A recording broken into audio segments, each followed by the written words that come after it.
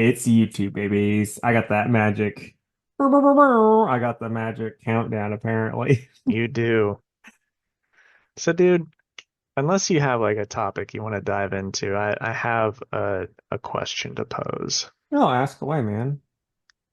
When will we, as a society, stop doing statues for sports people? Never. I mean, I just want to know, like, when will they get good again? I don't know. I Because mean, that that Dwayne Wade one it is was horrible. it's something special. I don't think it's worse than the Ronaldo one, like the famous Ronaldo one, Yeah. but because Ronaldo's doesn't look like anybody. It Dwayne kind of Wade's looks like Lawrence Fishburne in The Matrix. like the Ronaldo one, if it's the one I'm thinking of, it's the one like he kind of looks like Kristaps Porzingis. Hmm. Okay, yeah. It's like it's like a really bad statue of Kristaps. Yeah, but like the eyes are going like Yeah. it's like he's cross-eyed. But Yeah. man, that statue though, if you haven't seen it, you need to look it up. It's someone was paid to make that. Oh, and several people had to be like, "Yep, looks good." Yeah. Yeah. What I think is gonna be crazy though is because like I mean they've not said anything, but it's also like LeBron's talking about playing 3 more years, so odds are it'll be a while. But after LeBron retires, they're more than likely gonna do a statue of LeBron. But you know for a fact there is no way they're not gonna do a Dwayne Wade, LeBron statue, and maybe even a Bosch statue, all three of them. But they got to do a statue of like the famous picture of like Dwayne Wade doing this, and just think about how ugly those are going to be with with their Mm, statue guy. I agree. That man, no matter how you feel about that team, that picture goes pretty hard. That picture's awesome. It's just like boy, and like that that that team right there should hurt LeBron's legacy more than anything else because it's like you had three guys in the prime of their career. In the first season, you lost. The second time, you should have lost. And, or no, the second time you won because it was a shortened season. Then the third season you should have lost, but Ray Allen bailed you out. And then the fourth season you got beat so bad you left for Cleveland. Which it's like how bad do you have to get beat that you're like, I'm gonna leave beautiful Miami for Cleveland, Ohio. Yeah, I know. But he always likes to pull that like hometown shit. Yeah. Um, yeah, do you think he'll get a statue there as well in Cleveland? Oh, he had like the Miami one. You can make an argument like maybe not because they're weird with their heat culture shit, but they should. My Cleveland is like yeah he should already have one. Hmm. Like even before he won the championship, he should have had one. Yeah, I mean they don't do it until they retire, but it's like who else deserves a statue in Cleveland? You know? Sexual assaulter Deshaun Watson, apparently. Yeah. Now, here's a question. I've never been to where the Bulls play, but I imagine there's one of Michael Jordan there. Do you know? I don't, I mean, there is, and I think it's him doing like one of his famous dunks. I think there's probably more than one though, because I know he would have had his, Scotty would have had one. I bet Dennis had one, but since like, I guess it's like a lot harder in Chicago since like all of the old Bulls that like won a bunch had rings and all that shit. And like that they get their jersey retired, but then like Joakim Noah, who was like Mr. Bowl for the longest time, he's not gonna get his jersey retired because he couldn't win a championship. Derrick Rose won't get his jersey retired, even though he's beloved there. You know, it's one of those things like it's like man, they got spoiled with Mike and now so I doubt Derrick Rose, even though he's like a hometown hero and all that shit, he'll ever get a statue there. Yeah, I think he probably should, if I'm Yeah. honest. Yeah. I mean, I'm not a fan, but yeah, if you make the argument that he should, it's like, well, yeah, you're probably right. Everything he, did for the city and stuff, and the fact that he got fucked up because Thibodeau just wouldn't stop playing him. Mm-hmm. Well, Monday Night Football.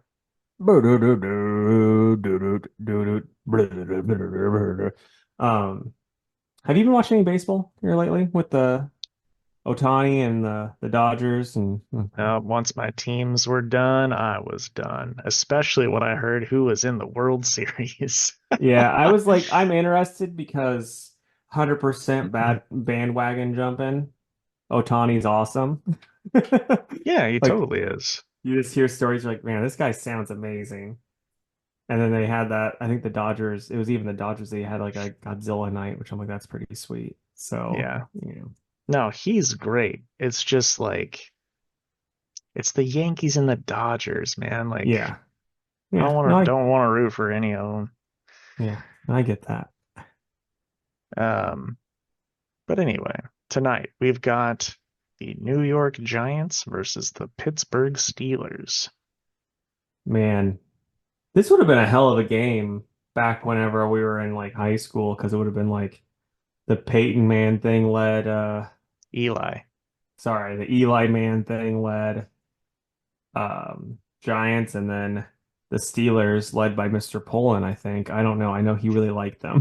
Oh, it was Raplesberger. Oh, okay. So I'm gonna go with the Steelers though, because maybe Sidney Crosby will help him out. I'm also going with the Steelers because the Giants are fucking terrible. Oh, okay. See, I didn't know that. And the Steelers, I think, are like 5-2. Yeah. And they've got ex Chicago quarterback Justin Fields. So, Oh shit. and as much as I'm happy with Caleb Williams, I didn't really want them to get rid of Justin Fields. So I kind of still I want him to succeed. Yeah, no, I get that. So, all right. That's it, man. Shall Yeah, we do our episode? let's do it. Because like we don't have a lot of news, but I A got a lot of shit ton of comics. comics. Yeah. All right, here we go.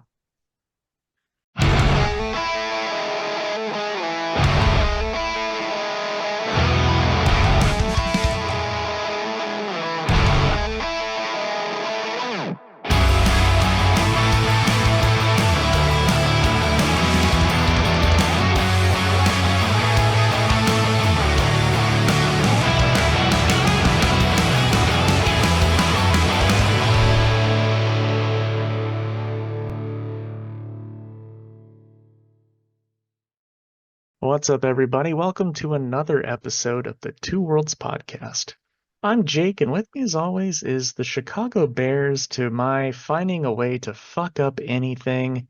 It's Casey. What's up, buddy? Not much, man. What's up with you? You know, I'm sad. Yeah. Do you have a special bottle of booze that you have just for Chicago Bear games? I should. I should make my own label that's just crayon that says Yeah. Bears Booze on it. It's like you get the Bears win, it's the happy one, and then the sad one, and that one's much emptier. Yes, that one's constantly needing refilled. Yeah. But anyway, all right, we do have a comment this week. It's from our old buddy Preston. He says, "Hey dudes, for the Halloween candy, Reese's is number one for a Yeah. chocolate treat, but a big shout out to the Nerds Clusters. Absolutely, I love Nerds So Clusters. I've been meaning to tell you this after you had told me about Nerd Clusters. I'm like, I'm not a fan. I'm like, I saw them at the gas station. Like, I'll give them a try again. And now I'm like, they're one of my go-tos. I'm like, okay, I fucking Dude, love these. I know. They've got like a handful of flavors out there now, and they all pretty much taste the same, but man, I fucking love Nerds Clusters. Uh, he goes on to say they weren't around when I was growing up, but I get them now as my go-to sweet treat. Totally agree, man. Good shit. And then he says I was reorganizing my comics, which I try to do every year, seeing if I want to get rid of anything and consolidating boxes, which made me think of some questions for you guys. How do you decide what to keep in your collection? Do you organize them by publisher? Do you put them in alphabetical order? Do you have a box specific for one thing, like I have an X-Men box? And I have a box for my Peach Momoko comics. Thought it would be nice to hear how you decide what to keep and how you store your collection. Stay cool. So I think my answer will be a lot longer than Casey's, yeah, so no, yeah, you're and ours are going to be so different because you're very anal with like your organization, and it's like something I envy. Um, if you were ever try to find any specific comic, it's going to take you about a day for me because I don't organize them. I just put them in the box. I'm like, well, someday I'll get to it. But when it comes to like selling them or anything like that, it's really just like, yeah, can I see myself like if is this a key issue that's going to make a lot of money, and do I think it's going to get more, more money down the line? Like Punchline, I'm going to wait more until her, until like she pops up in a movie. Uh but yeah, I mean, like, because I had sold some stuff for C2E2, like before C2E2 one year, just to get some money for random shit, and it was just like a lot of bundles of stuff, and then like everyone, like, and then you had actually told me that the first appearance of Immortal Hulk was going crazy high for some reason, so I sold that too. But a lot of it, it's just kind of like there's some times where I'll have books, and I'm like, I didn't really like it when I was reading it. Let's see if I can get some money back for it, and that works. But trying that, but then I spend days looking through my boxes and boxes of books because I don't organize them. man, if you could just have it all done in a weekend. Yeah, but I'm doing other stuff on the Especially weekends. now that you got that at the house, you know? Yeah, no, you're right. You're right. It's just a lot. One of these weekends, I'll come visit and we're just gonna do it. I'll help you Okay. because I love doing that shit. Yeah. All right, my turn? Yes. Okay. As far as how they're alphabetized, I've got um they are alphabetical. However, I've got definitely will do the this box is just for this thing as well because I've got a handful of artists that I pretty much buy all their covers, even if it's a book that I don't read. So I've got like a Rose Besh box. Um, I've got a lyrics box. Well, I mean, they're really in one box separated by labeled tabs. Um, and then, Art Germ and a couple others. So I think that's the best way to do it.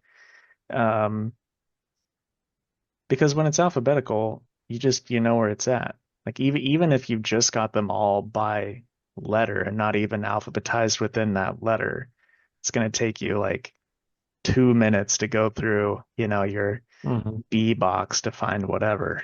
So that's how I do it.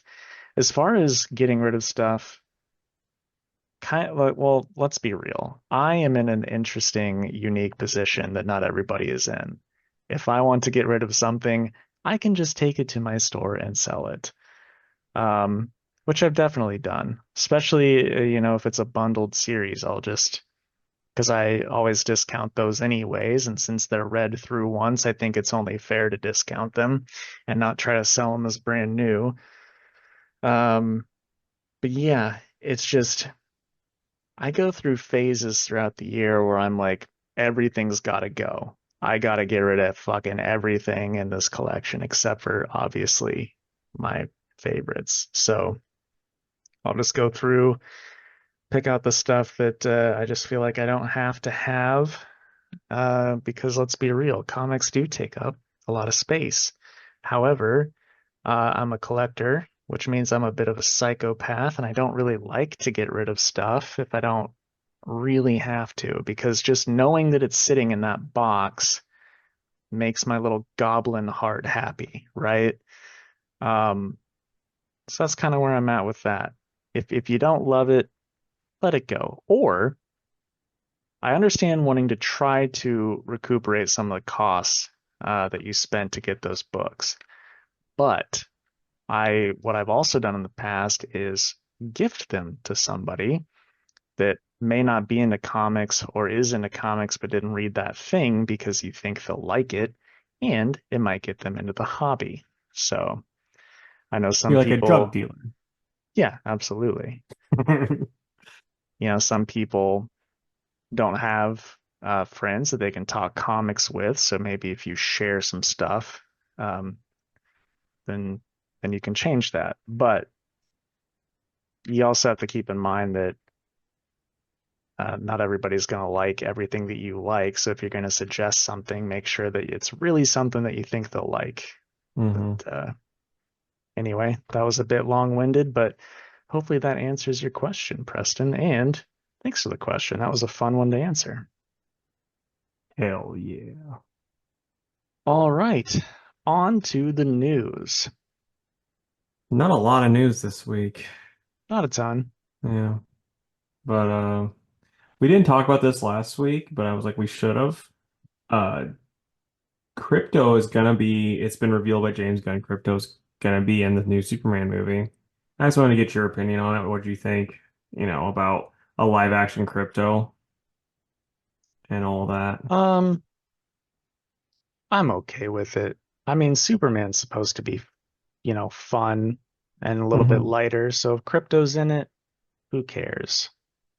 I know some Yeah, people think that detracts from the seriousness of the movie. And it's like, guys, it's Superman.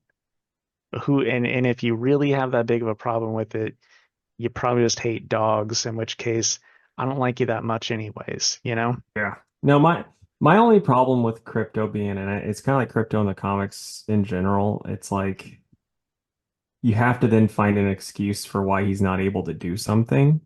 Because it's like, yeah, you get a super powered, well-trained dog. I mean, like the way James Gunn made it sound, and when he was talking about it, it sounds like crypto's gonna be a little shit to begin with, because because James got a dog that was a little shit, so he was, right in what he knew. But it's just like from here on out, it's gonna have to be like, oh, crypto's at the fortress, because literally having, Superman and his super dog here is gonna make it way too easy for him to win. Hmm. So like that's gonna be the really the only, I think the only downside is because you have to do that type of shit. Yeah. I don't mind the cryptos at the fortress thing. Yeah. It's easy and like really everybody should be like, yeah, we get it. Yeah. Dude, did you ever read? I don't remember what story it was in, but I was just thinking about it.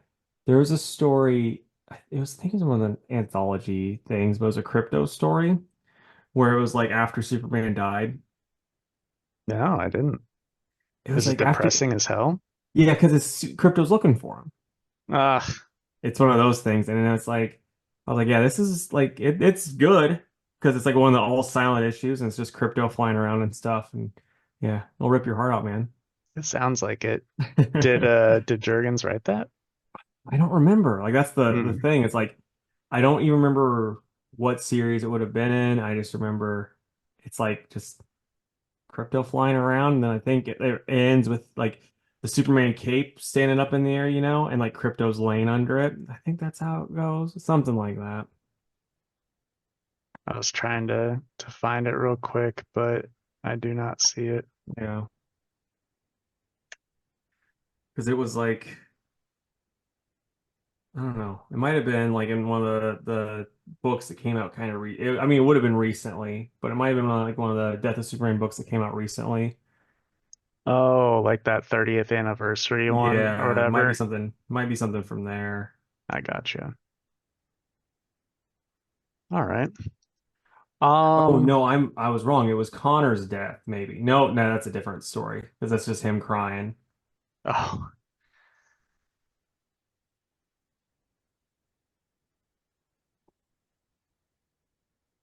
But yeah, I mean, gotta see.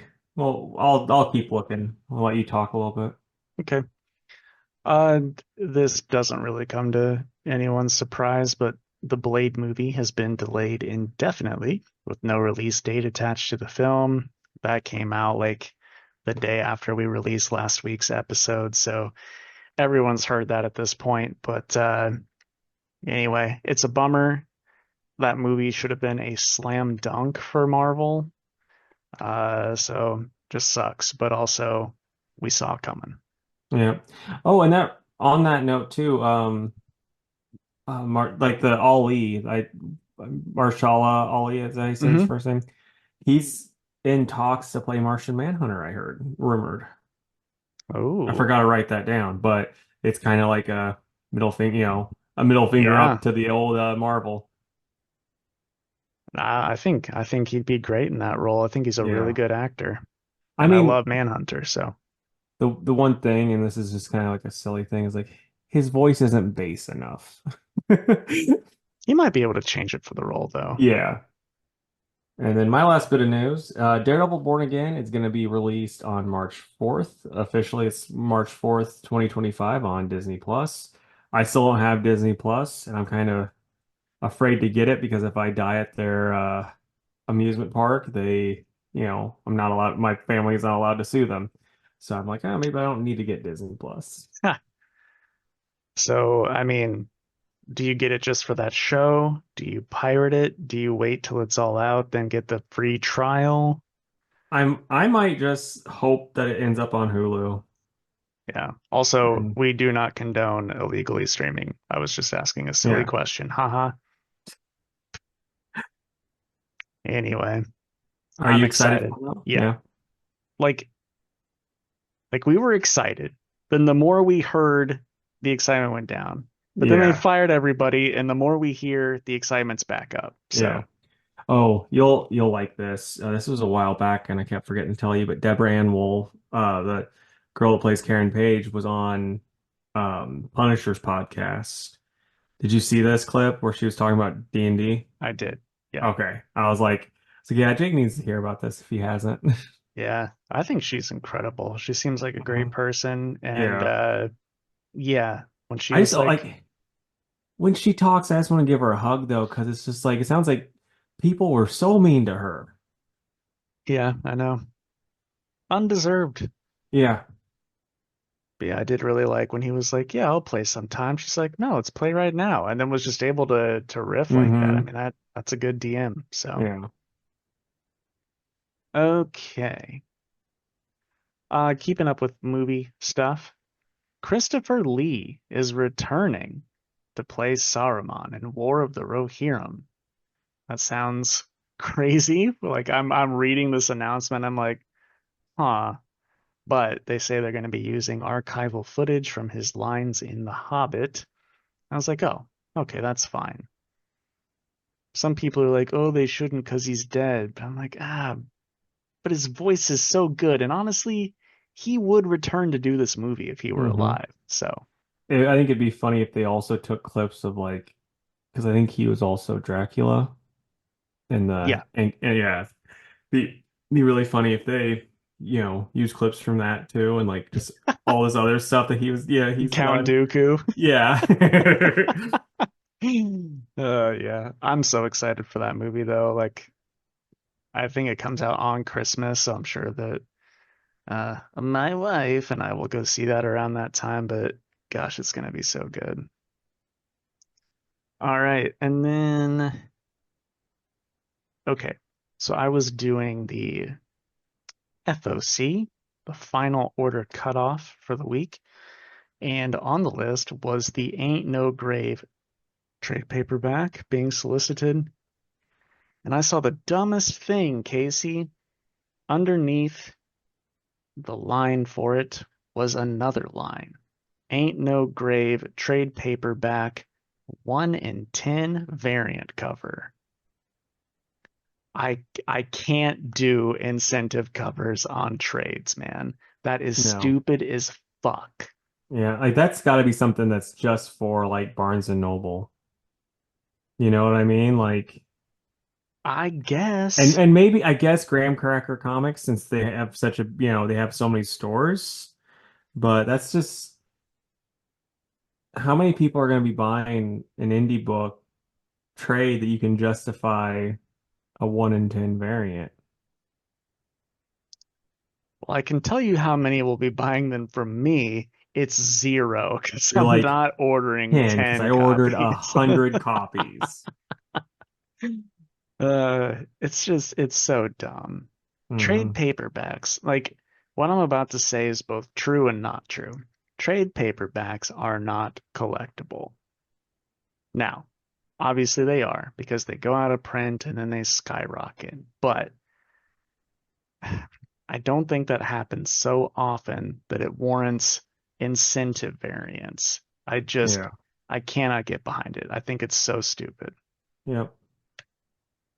And the only argument I can see, and this is just if like the local your local comic book shop was putting out, putting the big box stores out of business, then it could be like, oh no, these incentives are for the Barnes and Noble, like, specifically so that they can stay in business. We're helping them.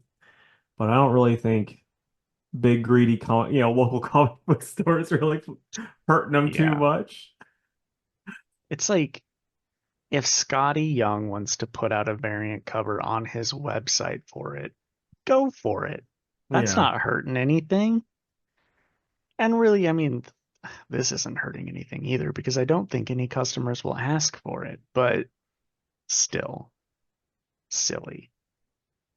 It'd be funny if like Scotty Young just started going to different shops like in disguise and he's like, "Yeah, my name's Scott Old and I was wondering I saw something about a 1 in 10 variant on a Scotty Young book. You On guys my getting book, that?" I mean Yeah. Scotty Young's book. All right. And then my final bit of news is the new Marvel titles that were solicited for January. We've got a Deadpool and Wolverine ongoing by Benjamin Percy and Joshua Cassara. So, real quick, any interest in that? Like 50% interest. Mm-hmm. Like I think it'll sell well. Just don't Hmm. know that I need to read it personally. Yeah, it's just like it's one of those things where a book like that, I have to really like both characters. I only like Wolverine because like the main plot stuff's not gonna connect to anything else. I'm about positive. You know what Mm, I mean? Like, yep. so it's just hard to get too excited. And then we've got a book called New Champions by Steve Fox and Ivan Fiorelli. Um, Again, I don't really think that's for me. It's a group of, young heroes that I think is kind of garnered towards all age readers. So probably Yeah. won't be checking that one out. Yeah, I don't know enough about I don't know Steve Fox really to really, because like if they would have put a writer that I was like I really liked and the team was pretty solid, I might still check it out, but yeah. Yeah. We've got a Sam Wilson Cap book by Greg Pak, and I'm not sure who the artist is on that one. Uh, Yeah, I'm not a big Sam Wilson fan. I like Greg Pak okay, but he kind of his writing always helped having Fred Van Lint with them. Like they both complemented each other really well, and like when they both broke off, both of their stuff wasn't anywhere near as good. hmm So I'm kind of, eh.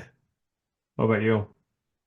I mean, I haven't read a Cap book since Brubaker, so Yeah. I probably won't read that one. Yeah, I tried the Reminder stuff right after, but Reminder tried to do a lot different and it just didn't work for me at all. Yeah. Then we've got Cable, Love and Chrome by David Pepose and Mike Henderson. Yeah, not with a title like that. I'm not gonna check that out. Yeah, I probably wouldn't anyways, because I don't really read Cable. I read a little bit when he was doing the oh I got this baby and I'm running around with her and Bishop's like I'm gonna kill that baby. I was reading that, but that was about it. Um, did you read any of the James Robinson one from like, I don't know, 5, 7 years ago? Was that the one? I don't remember it being James Robinson that wrote it, but was that the one with Hope Summers where he was going around with the baby? No, I don't think so. Okay, because that's the only Cable I've read. Hmm. And then we've got Daredevil Unleash Hell Red Band by Erica Schultz and Valentina Pinti. That is a Red Band book all about Elektra Daredevil. Yeah, I'll give that. I'll for sure check that out. What I mean, I have a feeling it's like I don't know why it needs to be Red Band since it's Electric Daredevil. Like it sounds like they're gonna be shoehorning shit in a little bit much, but it's like she actively doesn't kill now. She goes out of her way to make sure people don't die. So you can just make Well, a regular book. I just don't think that any of the Red Band stuff matters. Like I don't know that any of it's in continuity. Yeah, but it's just like that's if she's not gonna be not killing people, she just needs to be Elektra. Like that's kind of Hmm. part of it, you know? Yeah. But let us know, guys, down below. Do you want a 1 in 10 variant? Jake will get it for you if, you know, 10 people want it. Well, And then, it's like, come on, a Daredevil book? Okay, sure, let's do it. yeah. But yeah, let us know down below. Any of those books sound good to you and all that stuff. But what books you read, man? It was a lot, dude. Yeah, same. All right, I've got X-Men number 6, X Factor number 3, Incredible Hulk number 18, Nightwing number 119, uh, Ninja Turtles number 3, Zatanna number 5, The Moon is Following Us number 2, Oh shit, I forgot S- that one. Superman number 19, Absolute Wonder Woman number 1, Green Arrow number 17, Thundercats Chitara number 4, Grommets number 5, and Green Lantern Dark number 1. Nice. You read one more than me, I'm pretty sure. All right, so I read Iron Man, The Stark Rocks on War, Part 1, Issue 1. Conquest 2099, number 2. King Kong, The Great War, Issue 6. Godzilla's Masterpiece Theater, number 1. Zatanna, Bring Down the House, Book 5. The Incredible Hulk, 18. Frankenstein, Issue 3. Absolute Wonder Woman, number 1. X-Men, number 6. Nightwing, 119. X Factor, 3. Turtles, 3. And Superman, 19. All right. I can start us off with a very brief Chitara number 4 because I think I'm the only one giving this one a read. It was cool. This one was pretty much a big fight between the mutants and the Thundercats. And then at the end, there's a to be concluded after Chitara has one more, uh, vision of Thundera getting destroyed. So it's been a good miniseries. Looking forward to the last issue. Art's really good as well. I'm gonna give it an 8 out of 10. Nice. All right. So Iron Man, The Stark Rocks on War Part 1 by Spencer Ackerman and Julius Ota on the art. So I enjoyed the last run. Not really into this one. It's like really chatty and it's like where there wasn't really much need. And then also like just some of the like really bad dialogue. Like there's one part where these giant monsters are fighting these Union folk and then like Iron Man comes in, he's like, "Hey, don't be fighting them. This is my company." And they then call him woke, which it's like I woke has become like as dumb as like fascist is to me, where it's like people just say it to say it and it doesn't it's like him Iron Man flying in to help the stop these monsters from killing some union workers. That's not really woke. No, woke nowadays just means, oh, you agree with something that I don't. Yeah, it's just like fascist. Yeah. And then Iron Man flies away and his armor stops working and he crashes. And then they're like, and like, Iron Man, who's been hit by all sorts of stuff in his armors, is now in the hospital for weeks. And like, not just in the, like, it's weeks and he's like become, you know, like just skin and bones. So like, it just didn't do much for him. And there's like, someone trying to do a takeover of his stuff. And yeah, it just I was like excited about this because like I think this dude that is writing it, I think he won a Pulitzer or something. Like there was some hype for him to take over, and I'm like, oh, this is just not for me. So I'm gonna Yeah. go 4.5, and I won't be picking it up again until he's probably off of it. Did you have anyone at your shop though talk about it? Like I'm curious if anyone was like, oh, dude, no, this new Iron Man, great.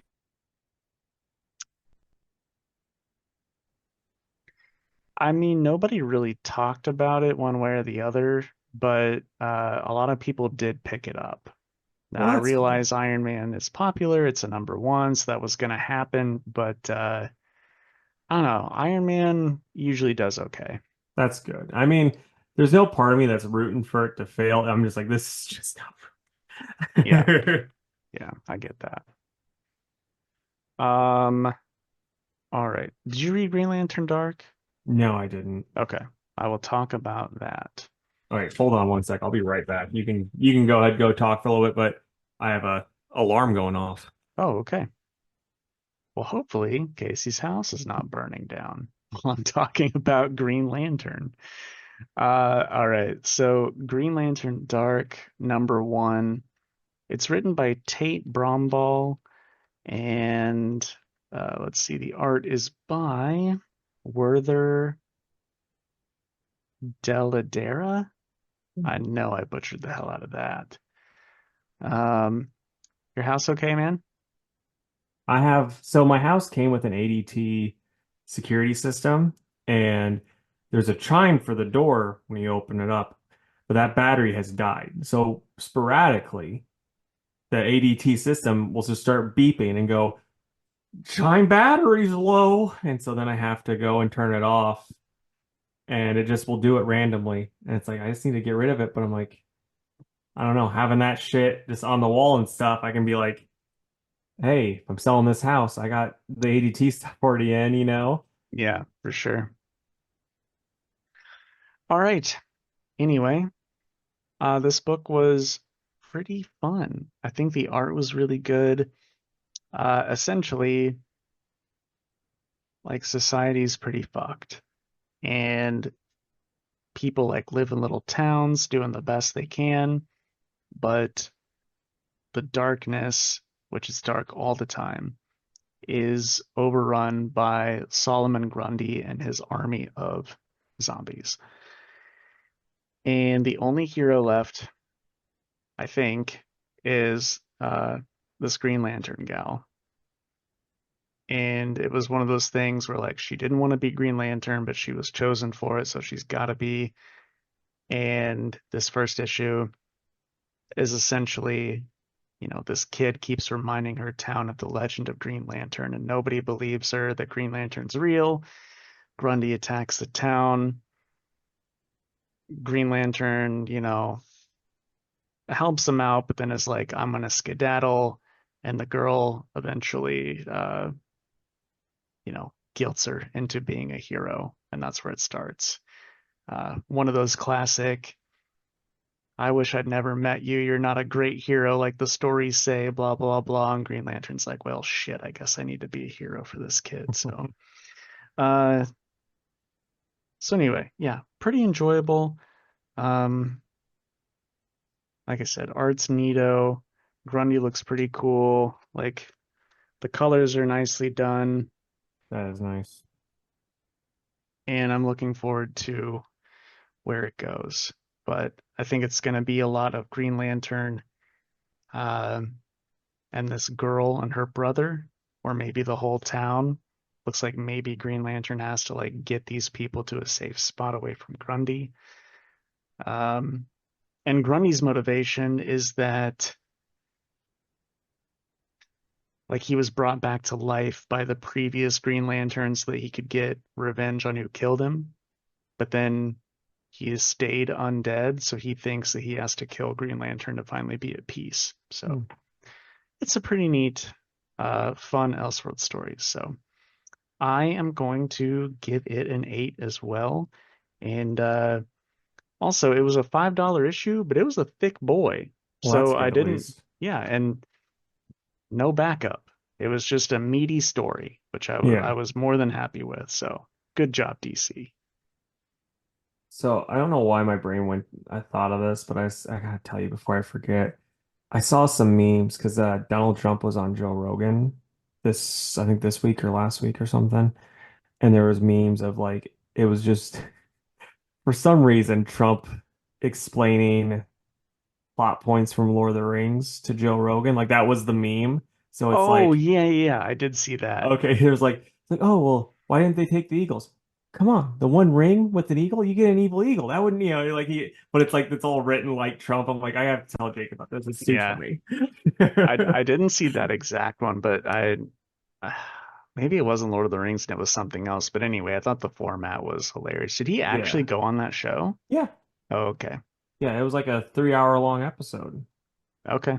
I mean, it doesn't which, surprise me. Like, the others were streaming on Twitch with popular streamers and stuff, so I get they're just trying to get yeah. votes, but the photos almost look like it could have been Photoshop. Yeah. So He was also on Theo Von's podcast, that one I which, did see. yeah, I watched that too. I was like, Theo just says the most ridiculous stuff, and like it just seemed like Trump didn't catch it because like he says it so quick, because Hmm. then Theo had JD Vance on and he did the cocaine thing. Did you see that? Yeah, that's the only clip I saw. Yeah, that was so funny. There's a lot of stuff where like he was saying stuff, and at least like Vance was like, yeah, hearing it.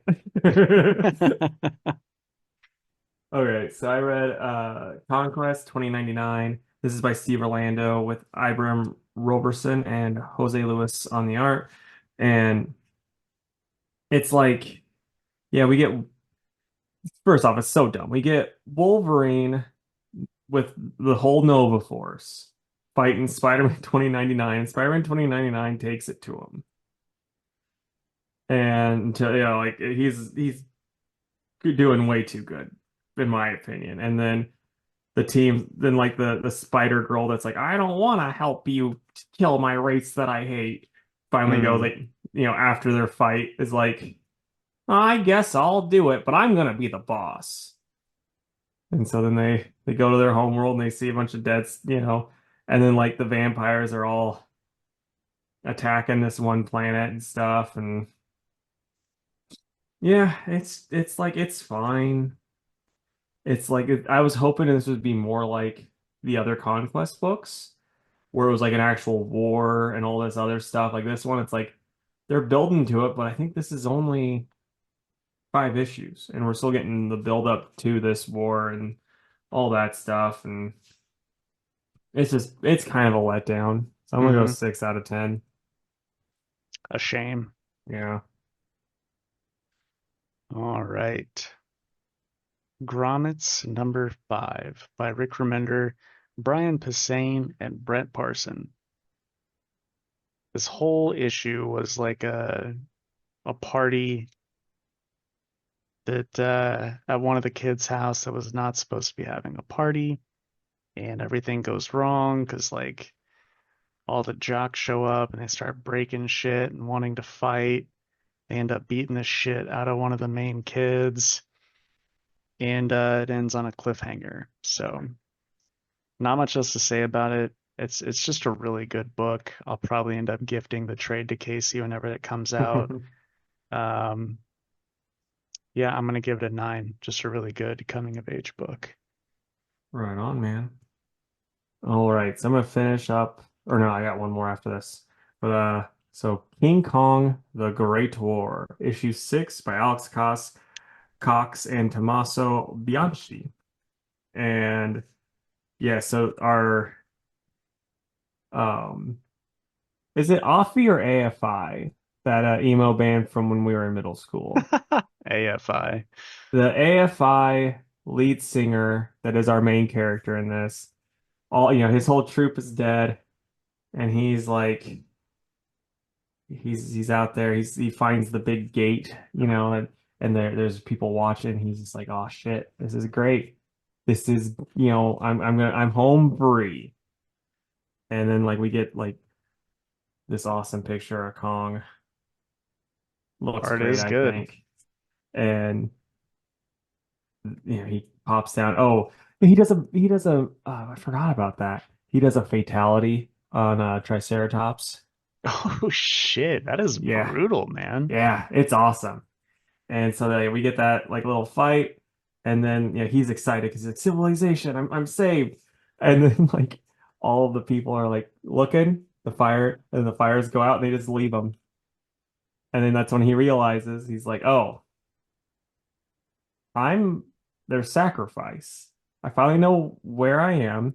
This is no purgatory. There's only the world and its horrors its hide. The horrors, and I have met their king, and Kong just fucking stomps on him. And that's how it ends. That's awesome. Dude, it's so fucking good.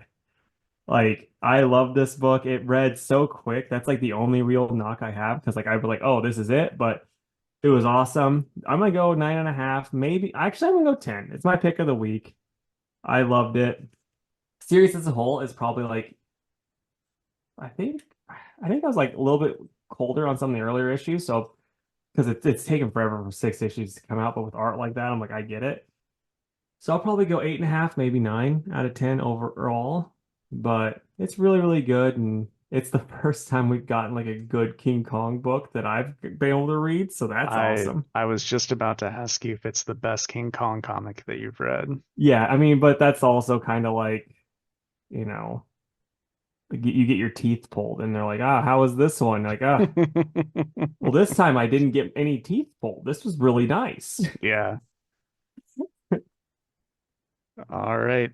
Next up for me is Green Arrow 17. I gotta shout out the cover. Cover is pretty great. That is nice.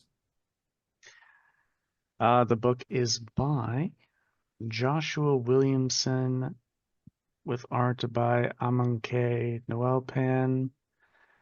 Um, yeah, it's just absolute power. Aftermath stuff. He goes to the League fully prepared for them to not let him be a part of it because of the stuff that he pulled to double cross Waller during Absolute Power. But, you know, good guy Superman is like, it's okay, Ollie. We want you on the League and we forgive you.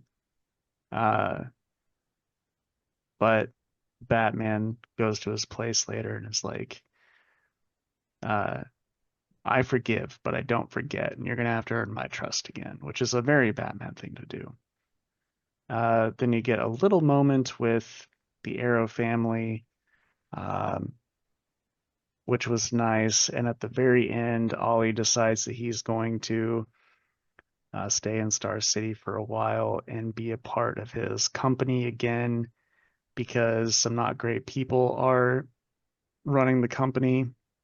And yeah, then the second half of the book is from the new creative team taking over. So it was written by Chris Condon with art by Montos. And it was also pretty great. Um, art is very solid, but there's like a new killer in town killing people. He's also trying to get back in at his company and stuff like that. So, very much just like a fresh start on this DC all-in stuff. But I enjoyed it. I'll definitely give the new like proper first issue a go and see how I like it. This I think was a solid like 7 out of 10, perfectly fine. Nice. I thought of a really dumb joke. I want to write a Green Arrow story where he's got another son that's named after him, and they go after um farmers that deal with just, like they have a lot of livestock, mostly oxen. So it'd be they're freeing these animals, and it'd be called Ollie Ollie Oxen Free. Jesus. Uh, So how so would what? you rate Williamson's run on the old book? Oh, 9 out of 10. Nice. Seemed like he kind of got stuck with having to deal with him also, like in all of these shitty events too, which is never fun. Yeah, it's like it was gonna be 6 issues, and then it was 12 issues, which is cool. Then it was Hmm. ongoing, but it feels like he really just wanted to do the 12, but since he was doing Absolute Power, he kind of had to do a few more for that, Yeah. which is whatever. Like I said, during the episodes that those books came out, they were very good tie-ins. Um, but I'm interested in the fresh start as well. Yeah. All right. So Godzilla's Monsterpiece Theater, story and art by Tom Scioli. And then I also just want to show one of the variants that, yeah, he gave me. It's the Great Gatsby cover, but with Godzilla. Hilarious. I loved it. I've been really looking forward to hearing about this because I had no fucking clue what it was You about. should check it out. It's good. It starts off like The Great Gatsby. It's like, yo, the Gatsby story. And then it's like, oh, he came back from war. Daisy's married to someone else. And then they're at this big party. And then a fire starts, and it's just fucking Godzilla. Uh, but this really made me laugh because it's like they're all dancing at the party doing their dude love, dance thing, and there's a fire behind them, and they're like, "You hear the roar of the crowd? They really love us." And then Godzilla's bloodshot eyes. But yeah, no, I love the art. And yeah, Godzilla's he they lose Daisy because Godzilla attacks, and so then like Gatsby with his all of his stuff, he goes to Thomas Edison first to get a whole army basically, and he to try to stop Godzilla. And like I know it's not like the best art in the world, but like I love this page. Like it looks so good. Makes me Yeah. think of the original Godzilla. And so like yeah, he goes to get his whole group and like his whole army and stuff, and it's Jay Gatsby and the G-Force. Like it's so funny and so like, and then like while he's doing this, they kind of chase him away, but doesn't really stop it. Godzilla destroys the Titanic at one part, and then they find Daisy again, and then Sherlock Holmes is, investigating, and he's like, "Hey, I know some people that might be able to help you." And then like one of the names is Jules Verne, and Jules Verne's like a cyborg because I've never read 20,000 Leagues Under the Sea, but I think he almost dies, and everyone thinks he's dead, but now he's like in this, he's still alive, and he's a cyborg. And then he's like, I don't want to help you. I don't want to use my weapons for, evil things. And Sherlock wasn't going to help. And then we also get, which he's on the cover, but I didn't know who he was supposed to be because it says question mark. He's in Transylvania. Oh, it's Dracula? Yes. And so yeah, we get more of that, and then it ends with the time traveler from the time machine shows up, and he's like, you need to stop what you're doing. It's just gonna make things worse. And so then the next issue they're teaming up with Jules Verne again. Or not Jules Verne, that's the writer. Uh the Captain Nemo. And yeah, I'm super into it. It's so silly, and it's just a good time. Uh Highly recommend. I'm gonna go like I can't decide if I want to go 9 or 9.5, but it's in that area. It was really good. It would have been my pick of the week, but then that King Kong book was so wild. Well, this will make you happy. I sold out of that Godzilla book. That's awesome because I was like, Jake might be reading this, and so I'm assuming that's why you didn't.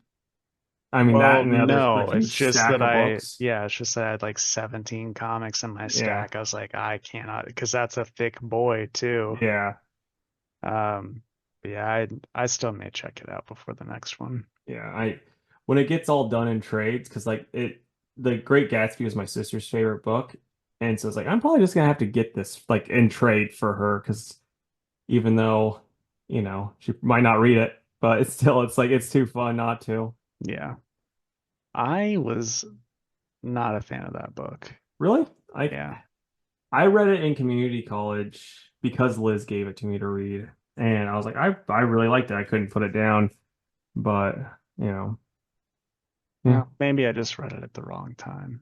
yeah. I mean, they were making you because you were in the advanced lit class, weren't you? They were probably made you read that sophomore year, Hmm. so that might have been why. Yeah. And yeah, at the time I was just like not in a spot where you could appreciate certain classics. Yeah, you're like, okay, but where's the talking mice with a sword that I can be into instead? Dude, that for real. We should have read Brian Jock in that class. All right, The Moon is Following Us, number 2 by Daniel Warren Johnson, Riley Rossmo, and Mike Spicer. I I'll need to be get that for brief. next week. I'm Yeah, mad at myself. now shoot me a text, because like my diamond stuff didn't show up last week anyway, so I'll still be able to throw one Cool. in your bag. But anyway, I'll be brief because I know Casey will want to read it too, but it is just how the parents got to where they were in that first issue. It's Okay. just an origin. So it's cool though. Uh, Art's awesome. Shit's fucking weird, but the dialogue is good, and I like the crazy world that they're in. Um, so yeah, I'm gonna go probably 8.5. It's good stuff. Right on, man. And what order do you want to do these bad boys in? All right, I've got them sitting as such. Zatanna, Okay. Turtles, Okay. Hulk, Mm-hmm. Superman, Okie dokie. X Factor, Yep. Nightwing, Okay. X-Men, and Wonder Woman. Oh, you didn't read Frankenstein? Oh I no, thought I you guess did. that just slipped my mind. All right. Well, then I'm going to talk about Frankenstein really quick. Okay. So this is by Michael Walsh and Tony Marie Griffin on the art. And um yeah, so we get kind of like more backstory on some of the body parts that were used for Frankenstein and or the monster, I mean. Adam, if you're feeling nasty. And then it's the stuff, the actual Dr. Frankenstein's doing stuff, and there's stuff with the kid. It's it's pretty solid. It's no, nothing too amazing. Like I liked it more than the first issue, not as much as the second issue. So it'd be in between those two. Um, yeah, I'm probably at a 7.5 for it. You know, it's fine. I'll have to read that this week, get caught Yeah. up. I finally watched the original Frankenstein movie the other day because I've been watching like different horror, related movies, and it's not bad. Like I get why people would have been freaked out at the time when it came out, and like Hmm. now I'm like, eh. But the part where he kills the girl is kind of hilarious. Like it's not supposed to be, but it's still pretty funny. Because have you seen that part? I've not seen that, no. Okay. So she's like, the monster shows up and he sits down with her and she's like throwing petals and they're floating. And so he's throwing petals and they're floating. He thinks it's so cool. And so he's like, oh, if this pretty thing that I'm throwing in there is going to float, this pretty thing will float. And he grabs her and he throws her in the water and she sinks like a fucking weight. And he's like, oh shit. He has to like run away. Oh man. That's kind of hilarious. Yeah. I need to watch more of that Universal Monster stuff. Yeah, I got there's just so many of all of them really, but like the Frankenstein ones, there's like Frankenstein, Bride of Frankenstein, Son of Frankenstein, The Ghost of Frankenstein, Frankenstein meets the Wolfman, and then a I few didn't others know after about all that. those. Yeah. All right. So we've got Zatanna, Bring Down the House, number 5 by Mariko Tamaki and Javier Rodriguez. And this is thankfully the final issue. Casey, what did you think? The art's really good. I just hope someday Tamaki works through all of the shit that she has and she can write a good comic again because it's getting old. Yeah. Yeah, I really did not like this at all. Yeah. It's I don't think it makes any sense. It's No. just, oh well, now she's got her powers back. Hmm. The end. Yeah. It's Fucking just, lame, dude. yeah. It really just comes off with, and people have said this before, so I'm not like breaking insane ground, but it just seems like Tamaki's this is how she deals with some of her personal issues, and she must have some daddy issues that she's using because like Zatara, like I mean, none of the characters feel like themselves except for maybe this character she made up specifically for this book. Because like Zatara's not Zatara, Zatanna's not Zatanna. The Constantine was Constantine, but he wasn't Constantine. Yeah. So yeah, it just wasn't well written. But boy, this art is wonderful. I would read uh another magic related book. Like if they did Justice League Dark written by anybody with this art, Hmm. I mean unless it's Tamaki writing it. But Yeah. anyone else, I would be all about it because that's it's just too good. It is very, very good. Um, yeah. I mean, I talked with Casey a little bit about this earlier, but I think I'm pretty much done reading Tamaki books.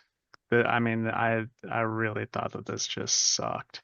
If the Yeah. art wasn't this good, man, I would have dropped this a long time ago. Yep, same here.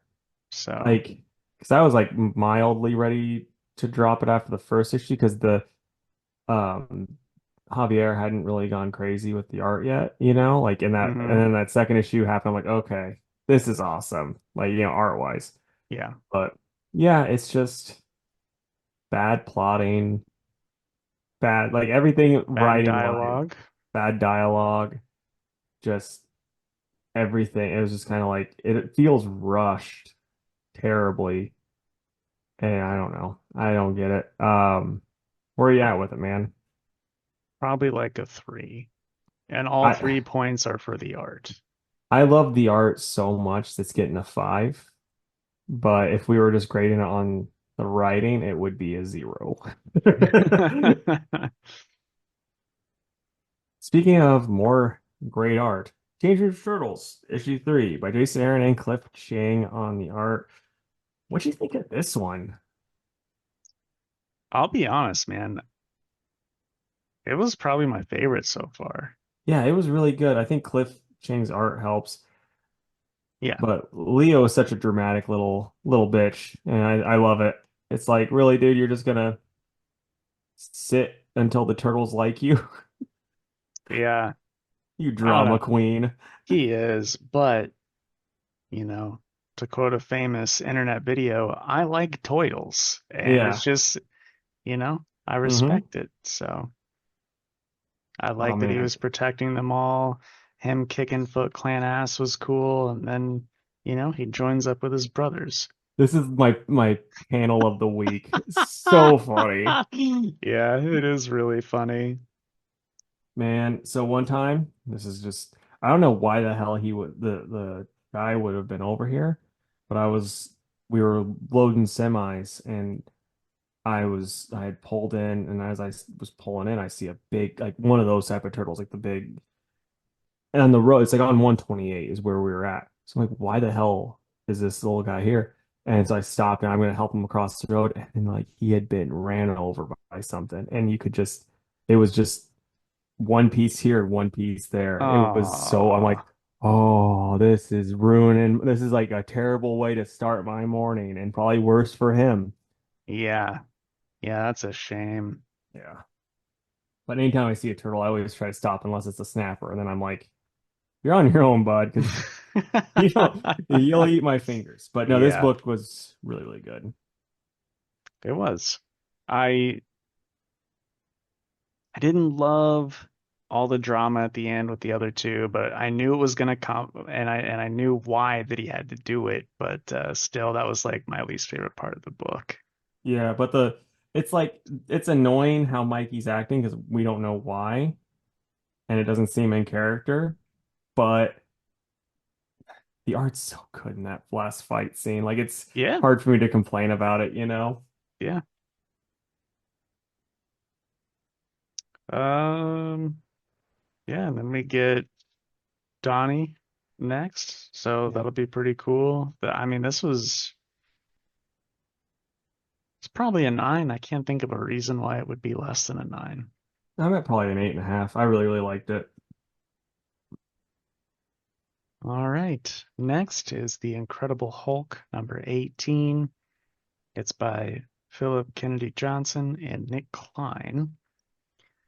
And I gotta say, I liked this more than the last several issues. And I've liked the last several issues, but I thought this one was really getting somewhere. Yeah, we also got Danny Earls on the art too. We did? And yeah, Oh, I was just looking at the cover, so that yeah. is Because I my think, bad. yeah, I think he was doing the stuff where she was in the room. Oh, yeah, yeah, yeah, you're right. You're right. So I mean, for me, that the art switch was pretty jarring at times, but Hmm. some of the stuff with Hulk was neat. I'm not really sure I understand what the heck's going on though, because it's like he still has Banner in him, but then like the last issue, it seemed like They were Banner, split. yeah. So I don't quite get that. Um, yeah, the stuff with the little girl and stuff is interesting, and you know she's gonna get like a wolf power next issue. Yeah, she is, and I can't wait. It's gonna look Yeah, awesome. I knew you'd love that. Would he grade it? I'm at probably a 8. I think I'm at an eight as well. Okay. So Superman by Dan Mora and Joshua Williamson. And yeah, when we get this some like future stuff with Superman, then you see Lois at the Daily Planet and Superwoman stuff. I wish we would have got like an editor's note that told us like, hey, she got her new powers from this because you weren't reading that bullshit crossover. Um, but yeah, what'd you think of this, man? I thought it was really solid. I didn't realize Dan Mora was gonna do all the art, so that was a real No. nice surprise. Yeah, yeah, it was. I mean, come on, we get that right at the start. And then later on, we get that. Yeah. Yeah, it's real good. I I see what Williamson's starting to set up here, and I'll be real, that last page got me kind of hyped. I think it's Yep. gonna be fun. Yep, I agree. I'm very interested, but I also have always loved Doomsday, Hmm. as I've mentioned before. Um, it's so funny because I think I'm one of the few people that read that Magog story where it was Superman story where Magog, there was like tons of them, and then Doomsday was fighting him, and he made his own Superman team and all that stuff.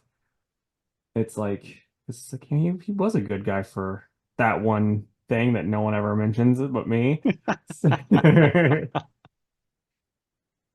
Yeah.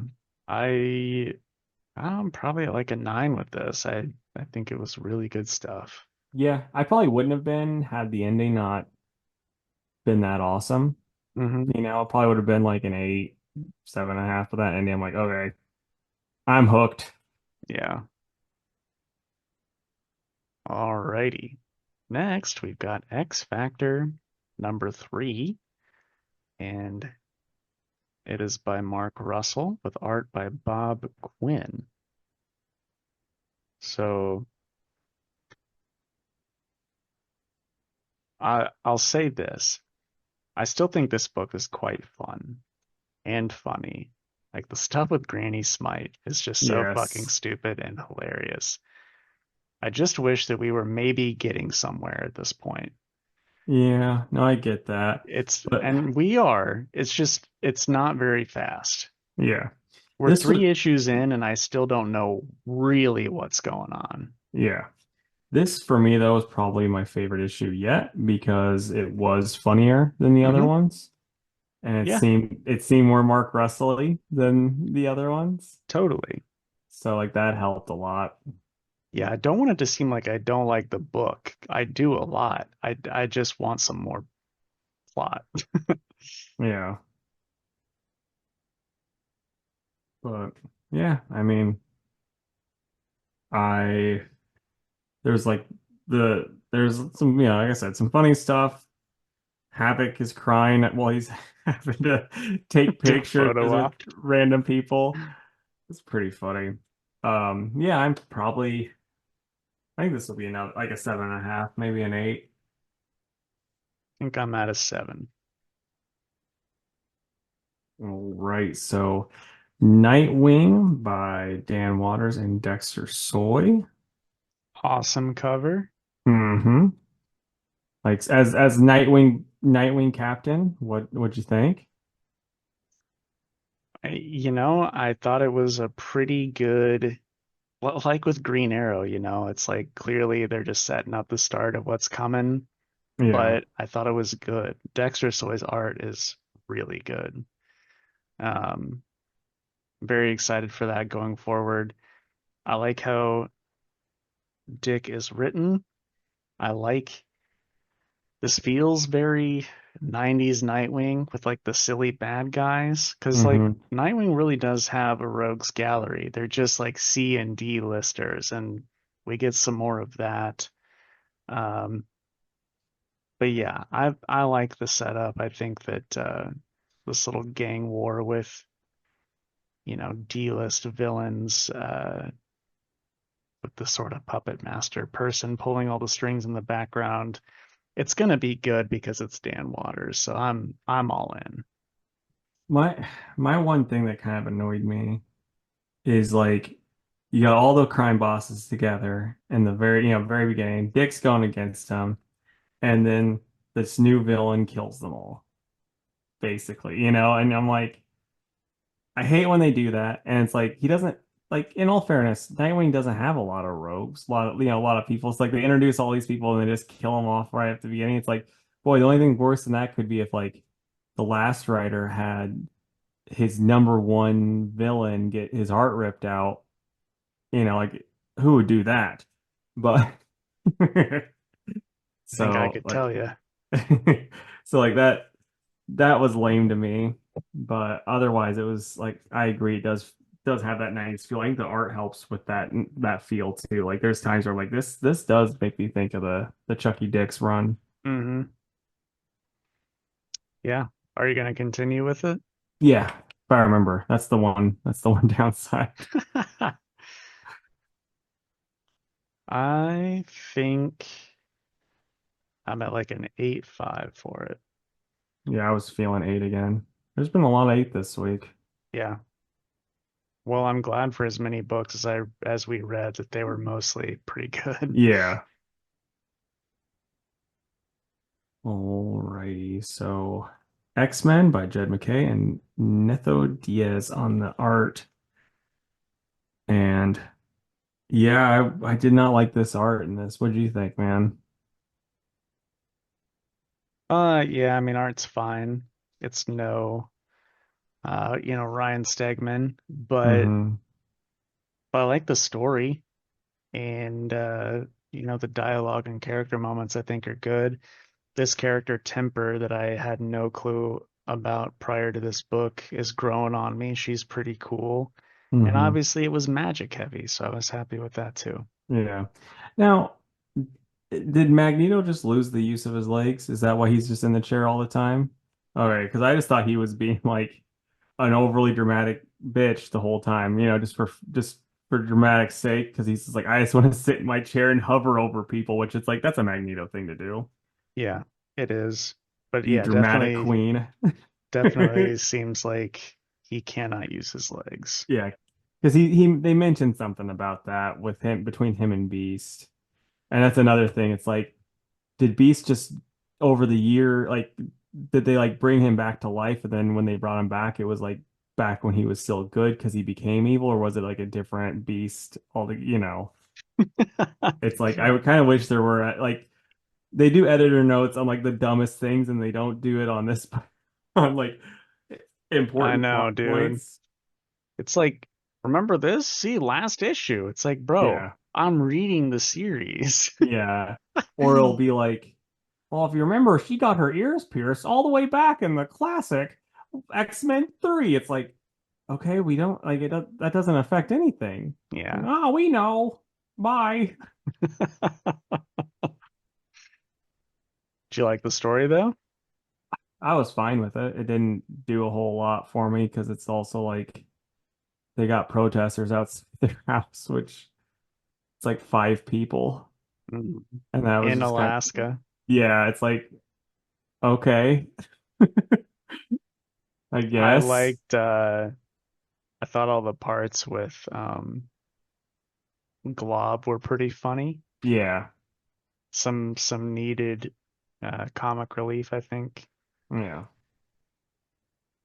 I think Beast is gonna shack up with this fish lady, so good for Oh him. man, they're gonna have some ugly ass kids.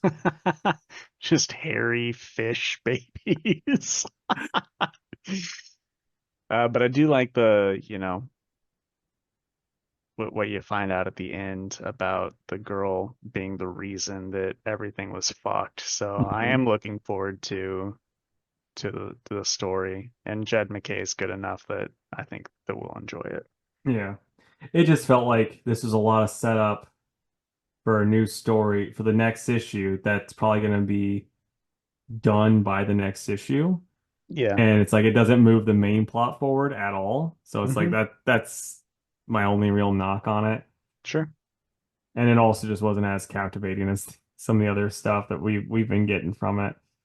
So where you at with it?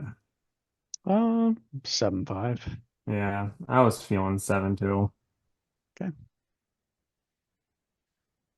And last issue, we've got Absolute Wonder Woman #1 by Kelly Thompson, Hayden Sherman, and Jordi Belair. I thought this was a pretty great first issue, man. Uh,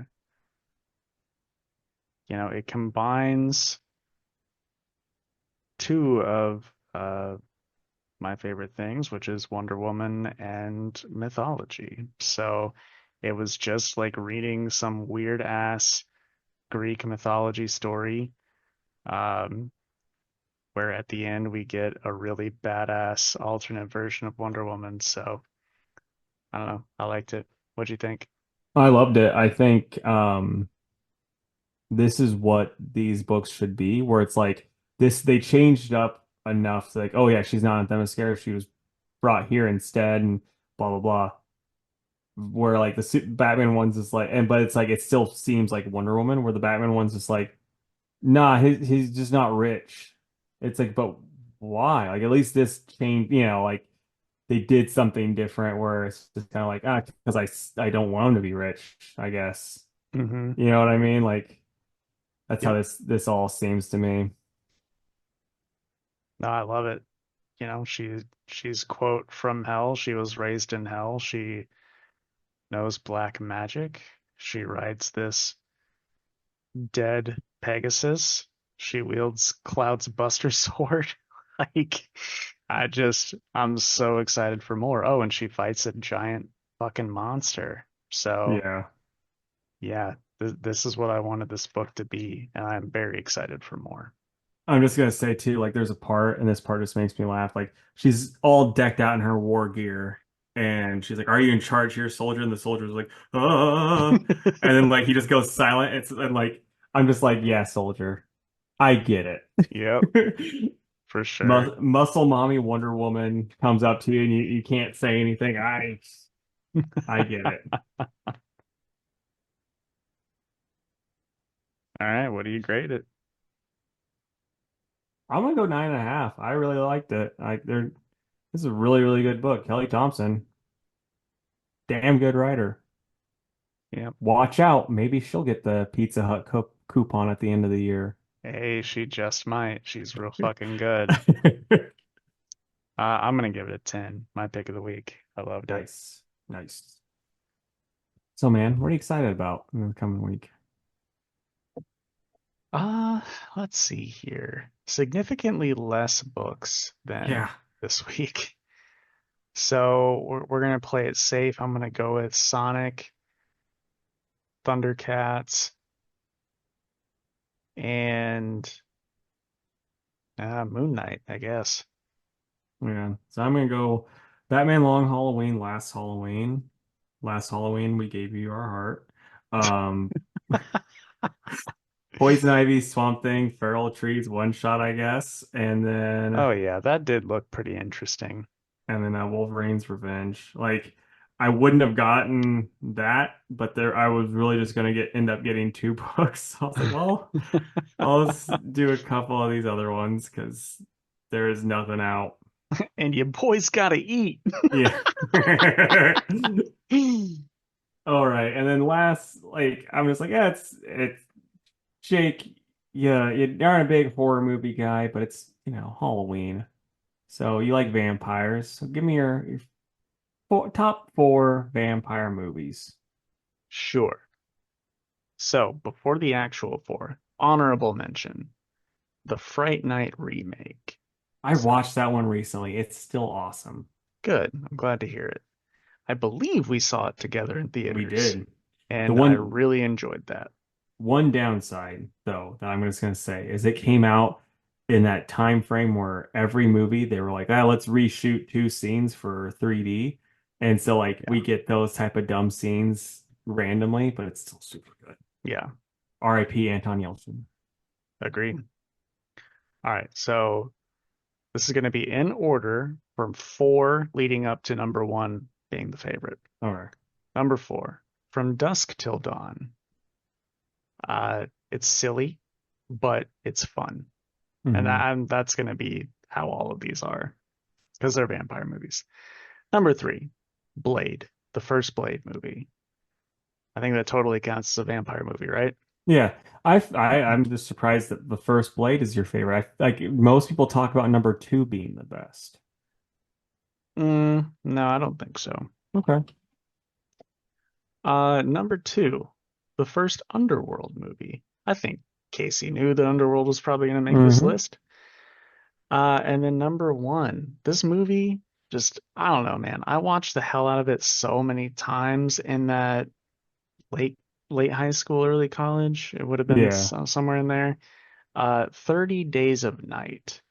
I had a big old man crush on Josh Hartnett, and I just think that's a pretty good movie, honestly.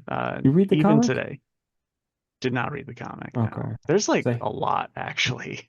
yeah, Like they keep doing more or like a yeah. special here and there. But Temple Smith did the art on that Hmm. book. So yeah, there you go. Nice, man. So I'm not as much of a vampire movie guy, but Friday Night would be on my list. Then I'll say the Abigail movie because I watched that kind of recently, and that one's pretty solid. And then yeah, From Dusk Till Dawn would have to be on the list because that movie's fucking hilarious. And then Renfield, that one's fun. So I almost forgot to mention this, but you mentioned Abigail. Last week, I sat down and started Last Voyage of the Demeter. Uh, After like an hour, I turned it off. I was bored. Oh, really? Yeah, That's too bad. it is too bad. Uh, I'll probably go back and finish it because I hear like the last 20 minutes is when Dracula's fucking killing everybody, and that's probably when it's actually entertaining. Yeah. But yeah, I was very much let down. The Did cast you is ever so good, but it's like, how do you make a like the movie's so long, dude. It's like a really? 2 hour movie, and Oh, it's Lord. one chapter from a Yeah. book that they've adapted. Yeah. Did you ever watch the Dracula show that was on Netflix? No, I knew there was a movie.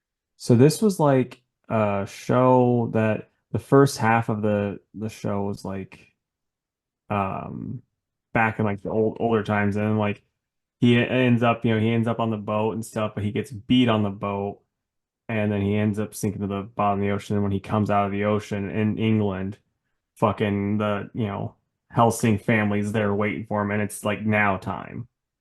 And then the Oh, next part was like that stuff, and I'm like, it sounded neat, but at the same time, I'm like, I don't know if I really feel like watching a Dracula show on Netflix. who plays Dracula? Do you know? I don't know. I just remember when I was listening to Tony from Confines podcast, he would watch it. He would talk about each episode and stuff.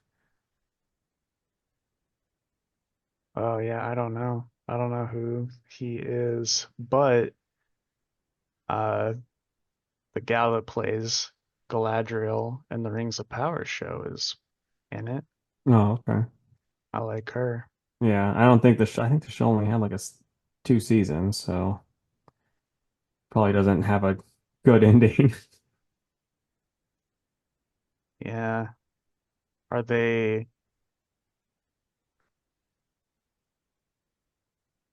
Oh, it was 3 episodes? Oh, damn. I guess Are I they was wrong like with super long episodes, maybe? must be. Yeah, I think it was just a 3 episode dealio, but huh, I'll have to check it out though. I mean, if it only went three, it must have not been great, but who knows? Yeah. I think there's a lot of screwing in it too. So I don't know if you want to watch that at the shop. Hell yeah. Well, that's the end of the episode. Casey, what should the people comment down below? Maybe their favorite vampire Yeah, movie? let us know about your favorite vampire movie. How you want a 1 in 10 variant for some different trade paperbacks. What do you think of the Absolute Wonder Woman? Did you like it more than Absolute Batman? That's another one if you read both. The answer should be no. Also, you a fan of Muscle Mommies? Or if The you're, answer should be yes. yeah, or Muscle Daddies, I guess, too. Whichever. All Let us know. right. Yeah. And we'd love to stay in chat, guys, but we have to go score 15 unanswered points and then lose the game to a fucking Hail Mary. So we'll catch you next time. See ya. Bye.